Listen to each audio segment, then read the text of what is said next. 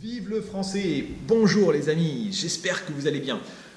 Vous m'avez demandé comment choisir le fromage, comment savoir si un fromage est bon. C'est très difficile. Alors, je vous explique. Il y a des centaines de fromages. Je vous parle du fromage en France. Cette vidéo est en français.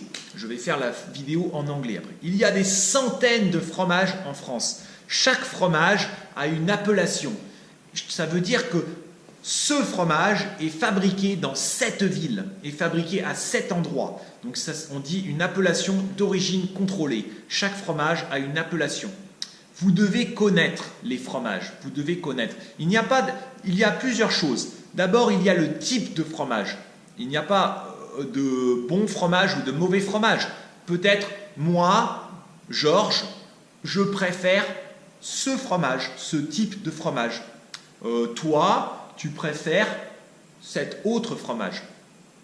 Alors, il y a des fromages différents. Il y a les fromages avec le lait de vache, il y a les fromages avec le lait de chèvre, et il y a le fromage avec le lait de brebis. Il y a des fromages avec le lait de chèvre, des fromages avec le lait de brebis, et des fromages avec du lait de vache. Donc, il y a 3 types de lait. Après, il y a des fromages qui sont des fromages crus, ça veut dire ce sont des fromages, on prend le lait et on tourne le lait. Et après, le lait va durcir et ça devient un fromage. Il y a des fromages crus, il y a des fromages cuits, c'est-à-dire on va tourner le lait et après on va aller cuire, on va le cuire et ça va devenir une pâte dure. Si vous ne connaissez pas beaucoup les fromages, sans doute vous allez préférer les fromages cuits. Les fromages crus, ça peut être plus difficile. Mais encore, ça dépend. Aujourd'hui, beaucoup de Français préfèrent le fromage avec le lait de brebis ou avec le lait de chèvre parce qu'ils pensent que c'est plus facile à digérer. C'est plus facile à digérer. Après, vous avez la qualité des fromages.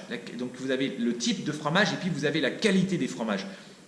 Vous avez aussi le vieillissement. Il y a des fromages qui sont jeunes, il y a des fromages qui sont vieux, âgés. Il y a des fromages qui vont être vieillir pendant 1 an, 2 ans, 3 ans, 4 ans. Donc il y a des fromages qui vont même vieillir pendant 20 ans. Donc il y a des fromages qui sont très très très bons parce qu'ils ont vieilli. On les laisse, souvent on va les laisser dans la ferme, sur la paille, pendant très très longtemps, pendant des années. Donc le fromage va devenir excellent.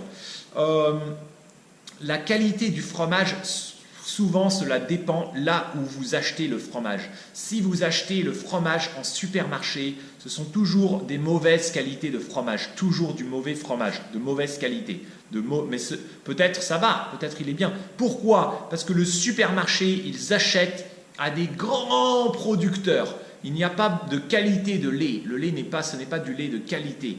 Le fromage, c'est fait dans les usines. Il n'est pas vieilli dans du bois, dans des granges. Ce n'est pas du fromage de qualité.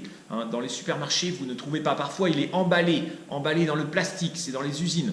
Ce n'est pas du fromage de qualité.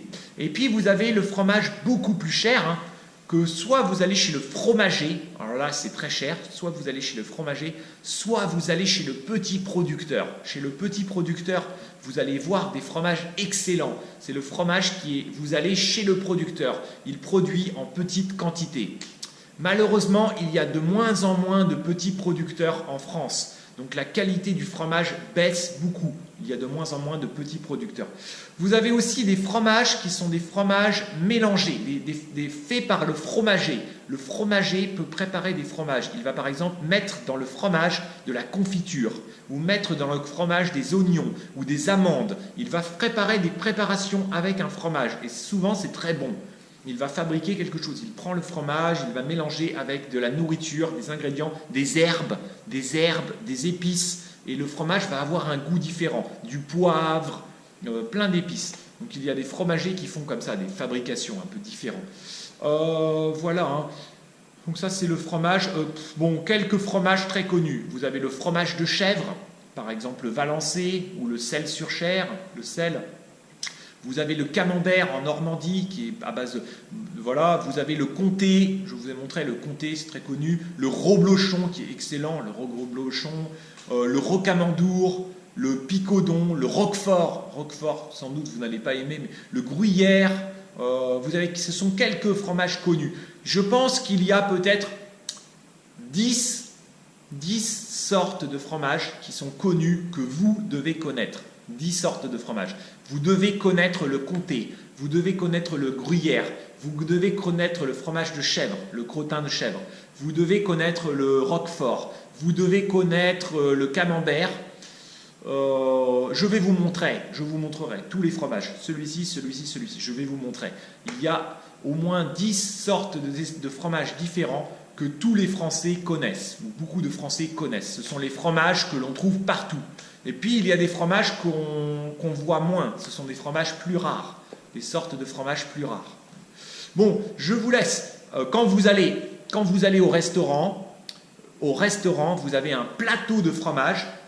Le serveur arrive, il y a un plateau de fromage. Souvent, il y a 20 fromages ou 10 fromages. Et ce sont toujours les mêmes. Ce sont toujours le comté, le roquefort. Il y a toujours les mêmes fromages. Il y a un plateau comme ça. Ce sont toujours les mêmes types de fromages. Je vous laisse. À bientôt, les amis. Au revoir.